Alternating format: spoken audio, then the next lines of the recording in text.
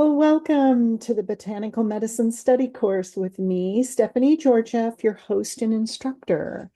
It's that time of year again to start thinking of gardens, especially for those of us in the Northern Hemisphere. And for this week's Herb of the Week, we look at a plant that can and should be in most gardens across the world. So for this week's Herb of the Week, we will be exploring a fragrant healing herb, which is a bit of an extrapolation on one of the herbs from that famous Simon and Garfunkel song. So instead of sage, we will look at Clary Sage, which every reference you look up will always explain this is a different plant than what we know of as sage.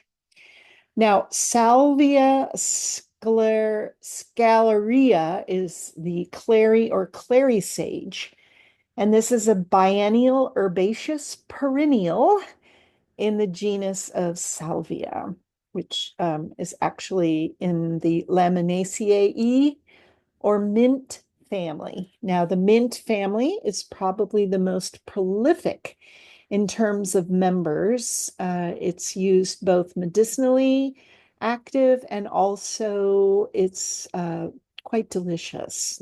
Most of our wonderful cooking herbs come from this family.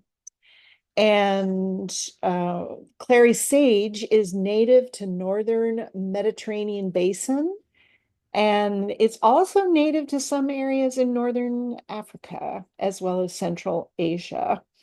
Now, Salvia sclaria reaches anywhere from 3 to 4 feet or 1 to 1.5 meters tall in height. And it has thick, square stems covered in hairs. And actually, the square stem is what makes it a member of the mint family, amongst other things.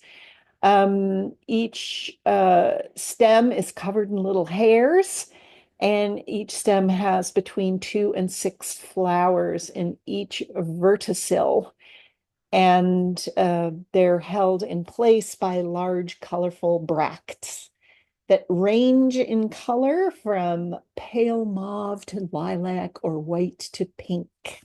So I think it's a gorgeous plant, and it also smells fabulous.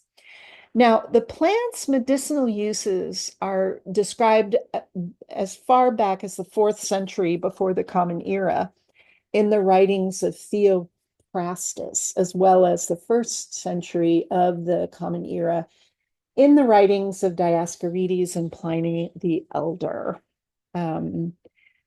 Clary sage is used mainly currently as an essential oil, which is how we're going to explore it here. One of the main effects of this wonderful essential oil is it's very calming.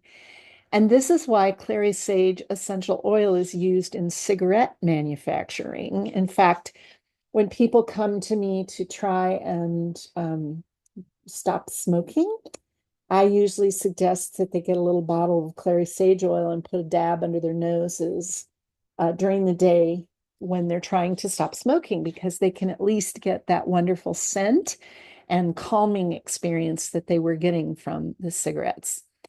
It's used for all kinds of things, specifically for women's reproductive issues. So it's really good for menopause. It's wonderful for menstruation. Some women use it in the middle of labor to enhance labor. It's called a hormone balancer for a reason. It's so a mood stabilizer. It helps with digestive issues.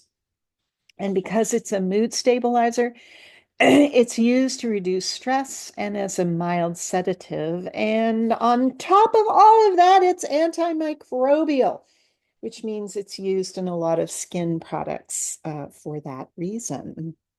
Now, the chemical constituents, the two that are super important in clary sage are sclareol, which comes from the scleria in the name, and linalool acetate. And the sclerol is a fragrant chemical compound, and it's basically found in Clary Sage, hence the name.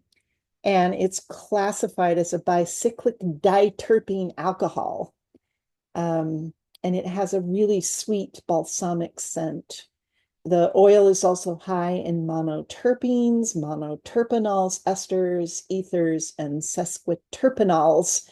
And those are all usually found in any type of essential oil, particularly from the mint family. And it gives it that combo, gives it the wonderful scent that we all love so much.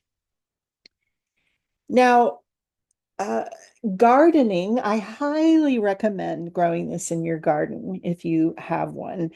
Um, I don't know a whole lot about container gardens, but apparently it's quite a hardy plant, so it works very well for things like that.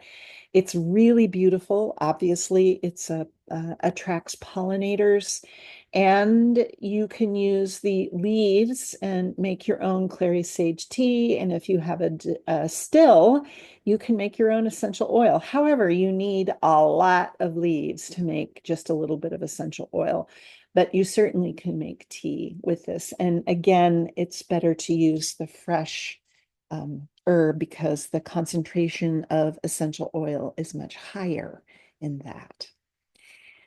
So, however you want to use this wonderfully beautiful plant, either in your garden or to use the essential oil for its various uses, or just as something you would like to have in your scent repertoire, I hope you come to appreciate what an incredible gift Clary Sage is to us all.